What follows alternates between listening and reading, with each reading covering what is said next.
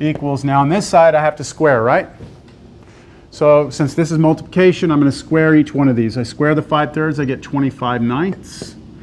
And then I have to square this. So I will still have to square it. I haven't done that yet. What type of equation are we looking at here? This is a quadratic equation. This is a quadratic equation. So eventually I'm going to be solving a quadratic equation. So time to expand. I got to expand this, right? So what is that going to be? 1,000 times 1,000? 6 zeros. So that's 1,000,000 minus 2,000 x plus x squared. So I'm assuming that you can expand that, right? That times self-FOIL. Then I still have what? Plus 40,000? Equals, I already did the squaring of the negative 5/3, but I have to expand this side, don't I? And it's almost the same, but a little different. It's x squared minus 2,000x, and then plus 1,000,000. That? Why did I put a parenthesis here? I'm not sure why I put a parenthesis here. I'll take that out. They're pretty much exactly the same, except that I can't cancel them, unfortunately, because I have to distribute a 25/9 through. It'd be nice if I could avoid that, but it's just a quadratic equation. That's all this is, right? Okay, let's expand. This side is 25/9 x squared minus, oh Christ. Okay, 25 times 2 is 50, so what do we get, like 50,000 here? X over 9. And then plus, oh no. Is that 25 million over 9? Boy, I like that the computer had to just let me graph it and go click on it, right? Wasn't that nice?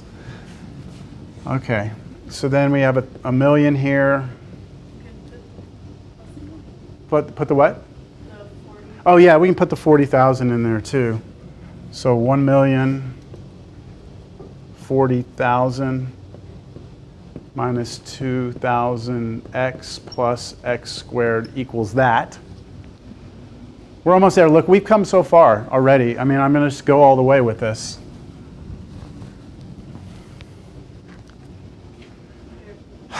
Let's subtract. So if I take x squared and I subtract it on both sides, I subtract it from here, I'm going to take away 9/9 from that. What's that, 16?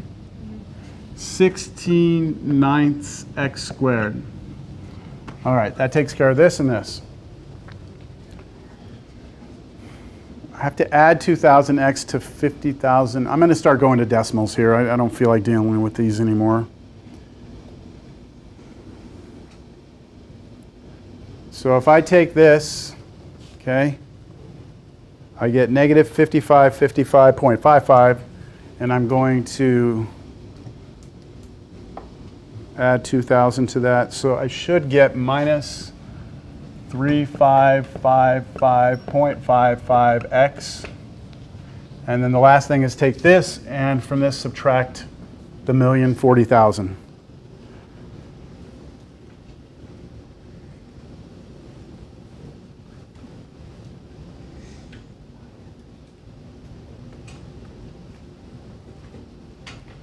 I get something like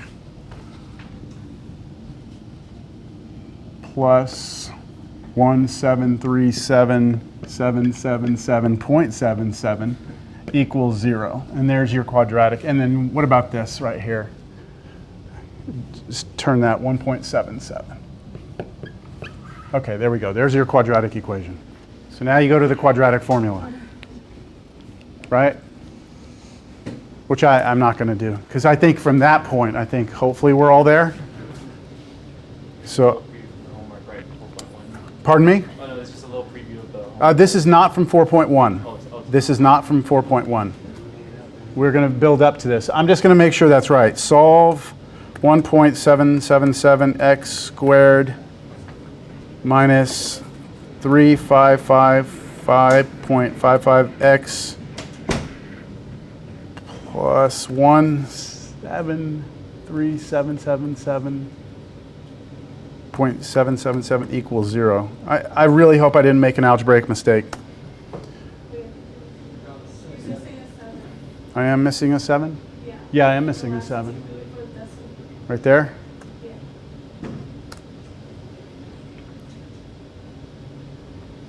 Okay, so there's some rounding error because I went to decimals here, right? There it is, 850.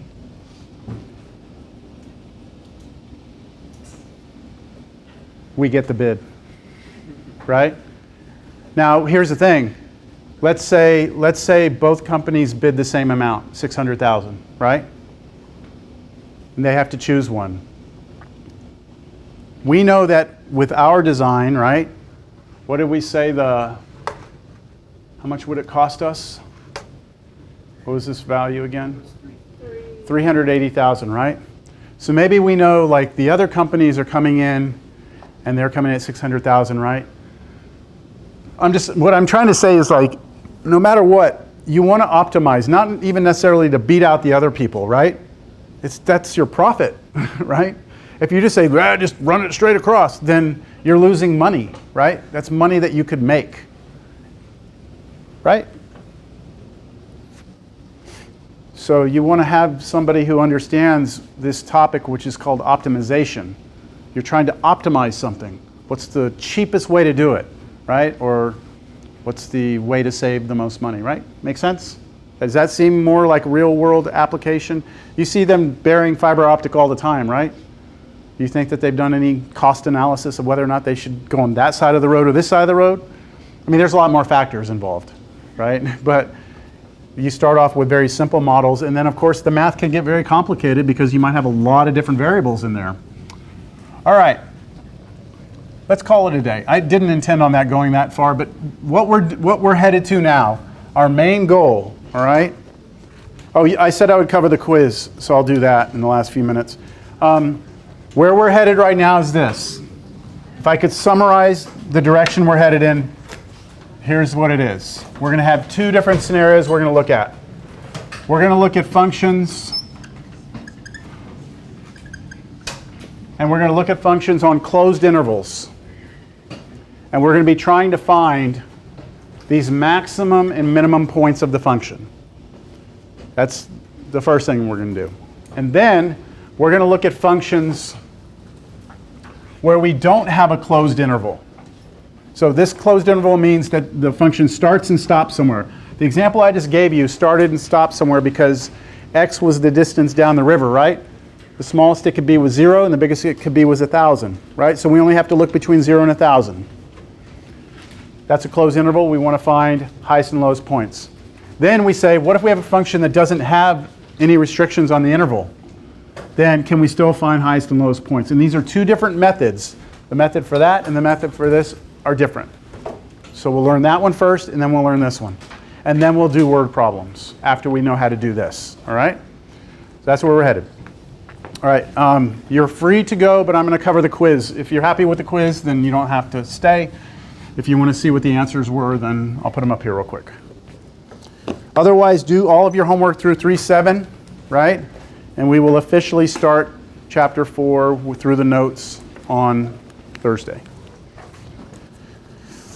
So the first problem on the quiz was y equals sine x raised to the 1 over x. You're asked to find y prime. So the first thing you do is take the natural log on both sides of the equation. And when you take the natural log on the right side, the 1 over x can drop. Right? So you take natural log of the left and right. And then you take the derivative implicitly with respect to x. I mean, yes, with respect to x. So derivative natural log of this, 1 over y times dy dx equals, over here, what do we have to do? Product rule. There's a product right there, derivative. So the derivative of 1 over x, negative 1 over x squared, times that without a derivative. Plus, now the derivative of the natural log part, which is 1 over sine x times cosine x, chain rule. You have to take derivative of what's inside the natural log, and then finish off the product rule, 1 over x. And then you're not done. You have to multiply both sides by y. So when you multiply this side by y, it goes away, right? And when you multiply this side by y, you put it right here, right? Y, but you replace y with what it is up there. So you replace it with sine x to the 1 over x. So that's it right there. If you put these together and put cotangent and all that, that's fine, but that's pretty much the bones of it. All right, the next one was the limit. I could probably squeeze this one in here. The limit as t went to 0 of e to the t minus 1 over 1 minus cosine t. So first thing you always check what happens if t goes to 0. So e to the 0 is 1 minus 0 minus 1. So 1 minus 0 minus 1 is 0. The top is headed to 0. The bottom, 1 minus cosine of 0 is 1. So you get 0 over 0 there. So you do L'Hopital. First time you do L'Hopital, you take derivative of the top. You get e to the t minus 1. Because you do derivative of e to the t is itself. Derivative of t is 1. Derivative of negative 1 is 0. Derivative of the bottom should just be sine t. Right? Derivative of 1 is 0.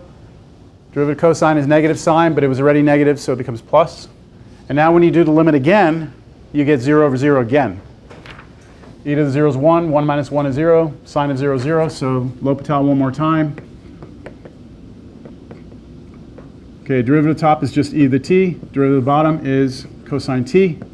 And now you run it again. T goes to 0. E to the 0 is 1. Cosine 0 is 1. Answer is 1. Okay, that's the quiz.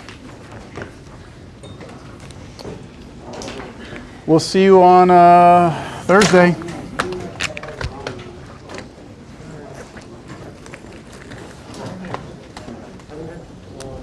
to the equals 0.